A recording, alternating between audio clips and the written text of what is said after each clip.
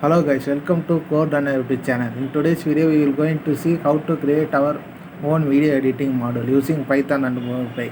In previous first part of the video, we will see how to set up Moviepy to create a video editing model. In this part 2 video, we will going to see how to write the actual code to create a video editing model.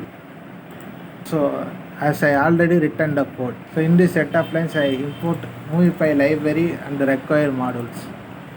And this set of line I import time and time to calculate the render time. So after that I create a resolution class. All the methods in the resolution class are static methods. This variable is going to store our video width and height. Actually double underscore in Python means it's a private variable. So and this set resolution method in resolution class going to set our width and height. And this width and height method return the setted width and height. So after that I created a audio class. So this audio class is used to set audio clips to the video clips. So this audio clips array store different audio clips to set to our video clips. So and this add audio method is used to select a different audio file and the start and the end time of audio file, also a volume to set and where to start the audio in the video file. So this audio file clip from Moviepy library. So this audio file clip class from Moviepy library is used to set a audio clip, and this from this fx method in audio file clip is used to set our audio value, and this subscript method is used to get a subscript from the audio, and the set start method is used to and at which second we going to start our audio clip, and after that I going to add the customized audio clip to the audio clips array. In Python, whenever you see single underscore before a method or a variable, it denotes it's a protected method or protected variable, and whenever you see double underscore in a before a method or a variable, it tells it's a private variable or private method. Now come to our code.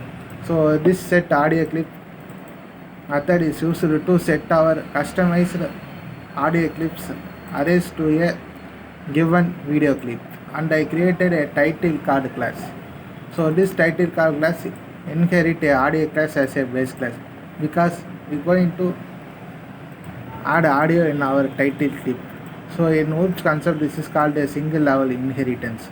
So after inherit a base class, we need to call the base class constructor. So I used super to call a base class constructor. So this all is a private variable of title card class. So this variable is going to store our title card background video clip path, and this is going to set our duration. This test clips array is used to store a different test clips, and add test clips method in title card is going to add a different test clip at a different positions. Moviepy contains a test clip class. So this test clip class is used to set our custom text with custom fonts to our video clip. So this set position is used to set a position of the test. So this is a X position and this is Y position. So in X position I give center. Center means align a test horizontally center, and this Y is my customized position.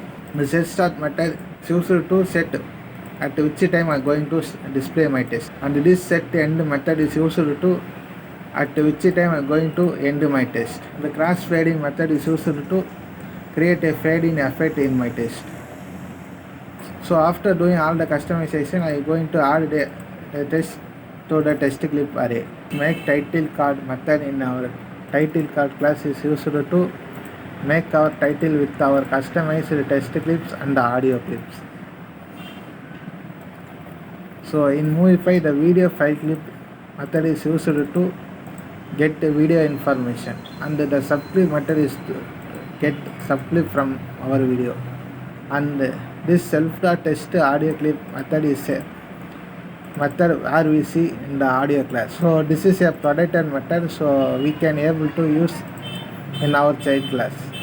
So and this going to set our audio clip in the video clip, and from this fx method in our video clip is used to resize our video to the given resolution of width and height. So after it going to return a composite video clip which contains a title card background with a given test clips and audio clips. So after I created this slide class, so this slide class also inherit the audio class. This is going to store our image path, and this is going to set our slide duration. As we can see in title card class, this test clip array also do the same work.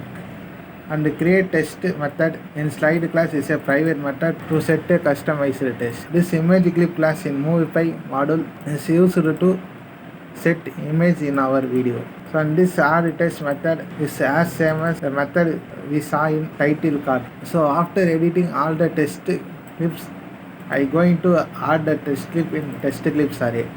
And this make slide method in slide is used to make our final slide with given appropriate test clips and audio clips.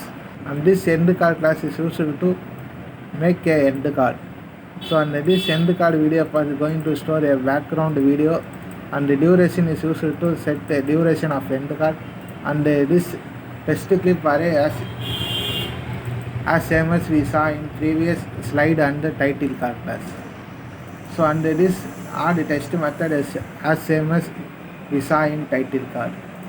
And the make end card method is going to make our final end card with a given audio clip and given test clips arrays. And finally this render clip class is used to render our final output video. The initializer of render clip class is going to get all the clips. After concatenating title card clips, slide clips and end card clips, I going to store the concatenated result in final clip variable. This static method in render clip class is going to calculate our render time of our video.